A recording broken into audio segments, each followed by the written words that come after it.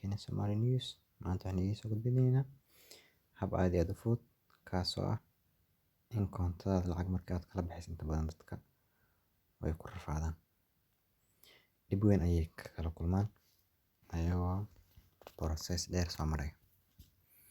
Laakiin ma oga inuu jiro process yar kaasoo runtii kuu sahlaya in adeegan aad si fudud lacag kala baxdo, waana koontada Salaam Somali Bank. Salaam Somali Bank waxaa qasab marka hore inaad EVC gasho sida caadiga ah.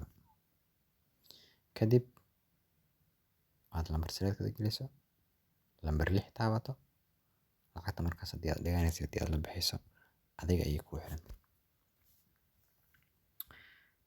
Adiga ayay ku xirantahay haddii aad dhiganayso ama haddii aad la baxayso. Waa qalad ayuu yiri. Habkan fudud isticmaal si aad u gasho EVC-gaada.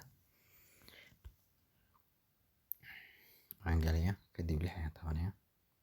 Markaan 6 taabto lacag qaadasho ayaan taabanayaa. Lacagta ayaan qorayaa,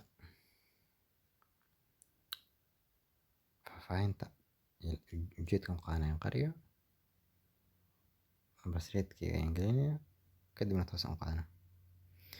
Laakiin ma ogtahay in uu jiro hab adigoon intaa marin aad toos lacagtaada aad oogala bixi karto. Habkaas ayaan ku faahfaahinayaa si degan adigoon ila sameyn. Marka waxaa leedahay xidig 787 xidig ayaa leedahay.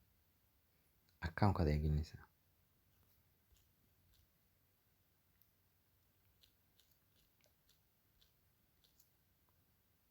Xidig ayaa leedahay. Waxaad gelinaysaa lacagta aad la baxayso. Waxaad gelinaysaa account-kaada password-kiisa.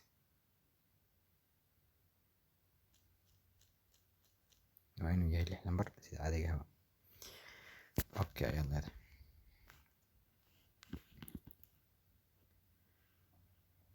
Geli faahfaahinta ayuu ku leeyahay. Faahfaahinta ayaad gelinaysaa.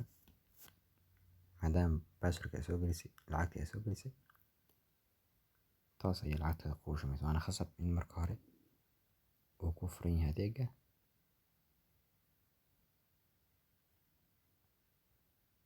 ay bixiso shirkadda Salaam Somali Bank ee ah deeqtoon. Hadduusan deeqtoon ku furnayn adeeggan ma geli kartid.